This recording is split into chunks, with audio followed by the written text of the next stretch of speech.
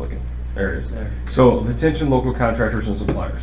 We took that flyer and we gave it to the district and we set it up to where the district, they had an opportunity to hand it out to students. They posted it on their social media. We sent it out to local material suppliers, asked them to put it on their bulletin boards to try to bring local contractors in to so make sure they're aware of the projects that are upcoming. Because if we can get them to bid and show up on bid day, it benefits the district, it benefits everything. But usually, what I've seen, the biggest benefit there is handing flyers to students and taking it home because we don't know whose mom or dad is a painter or electrician or a plumber. That's Yeah. Can you see that one?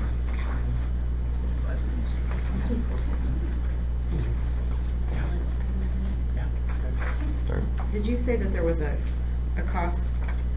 Not in those books. Not in these books, okay. It's in the packet. It's in Oh, in that yeah, packet, I was gonna say, I yeah. didn't come across Yeah. that, gotcha. I think it's 19,500, I believe, Okay. for their services to create the Yes. package or the list of projects. List of there. projects. And the list of projects should be on that task order. Yes. Gotcha, Yeah. I'm on it. Yeah, that's what it looks like. Yeah, Okay, yeah, I saw that. I did too. Yeah, so this task order, for those on that task force, that's the list of capital projects we talked about. They're all on there. So, and that may not be all inclusive, but it's a real good Good Good starting start. point. good start for Yes, them it is. to look Yes, at. it is. Yeah, and if we're out here taking a look at stuff and there's one or two one-offs, it's not a big deal to add something. It's really, we're gaining that efficiency of already being here, going through the documents, going through the buildings. Sure. It'd be more difficult if we were done and you say, hey, can you come back and look at something? All right. Thank you. Yep. Does anybody have questions before Corey? No, thank you, Corey, very much. I appreciate that. Thank you. Everyone have a Merry Christmas. All right, thank you. Thank Merry you for your Christmas. time. So I would just recommend that everybody look this over, take it in, be ready to vote on this probably in January. Yeah. And if you have questions about kind of this process, feel free to reach out to me as well. And Corey's been great to work with and kept me up to date on how they work and other districts that work. So I think we're in a good place to continue getting some information and see what we can do.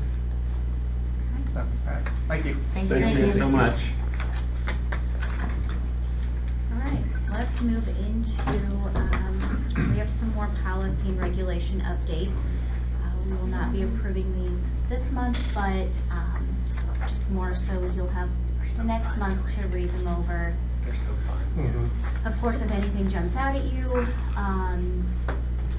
definitely make note of that ahead of time. It's also not a bad idea to sometimes cross-reference these with our current policies that are on our website, because we have a few things that we have kind of tweaked through the years, and so some of these policies and regulations that come out from MCE, they might not read exactly like ours do, and it's, you know, it might just be something that we need to change a word or two to make it applicable to us. Yep.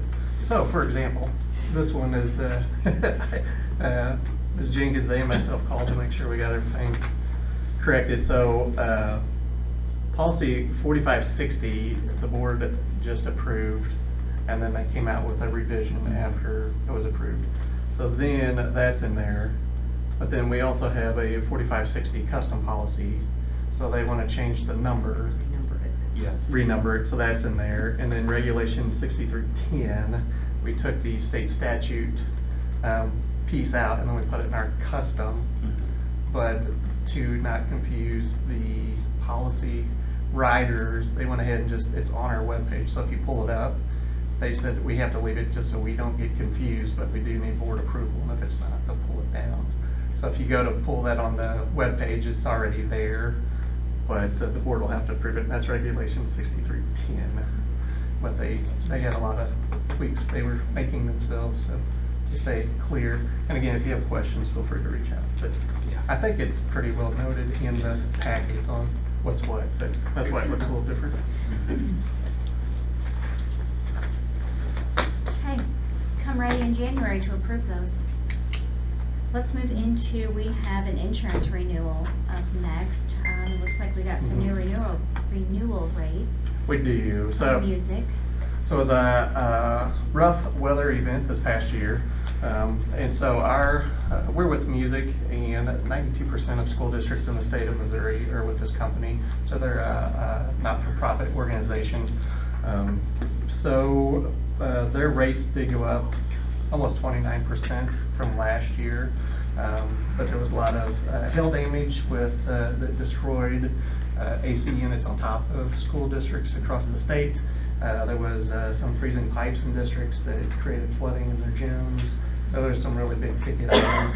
Not only do those affect Missouri, but national weather events affect the whole market. So I did reach out to them. They are hoping to have little to no raise next year, pending good weather. But the one thing too to keep in mind, any deductible we have is $1,000. If we had a different insurance carrier, they may have a $100,000 deductible before. So that's one perk, is just anything's just a flat $1,000 deductible.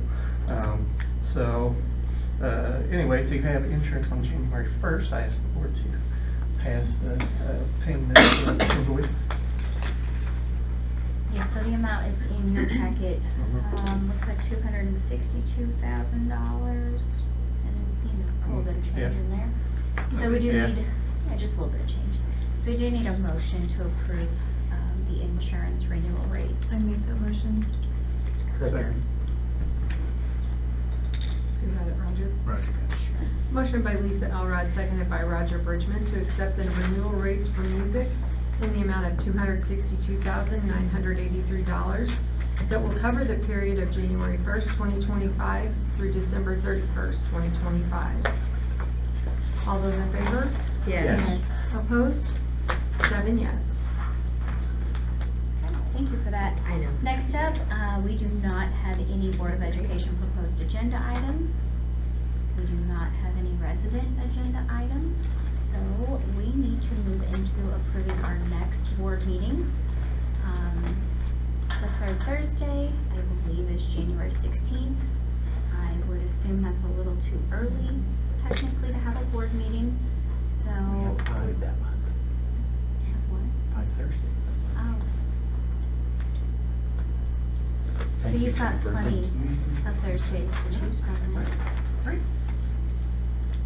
I would look into the week of the 23rd. 23rd. That's okay. 23rd? Make a motion for the 23rd at 6 p.m. I'll second. That was fast. Okay. Motion by Caitlin May, Ask and you seconded shall by receive. Roger Bridgman. No, we said- The January board meeting be scheduled on Thursday, January 23rd, 2025 at 6 p.m. with closed session to follow. All those in favor? Yes. Yes. Opposed? 7 yes. Okay. Next up, we need to go into closed session.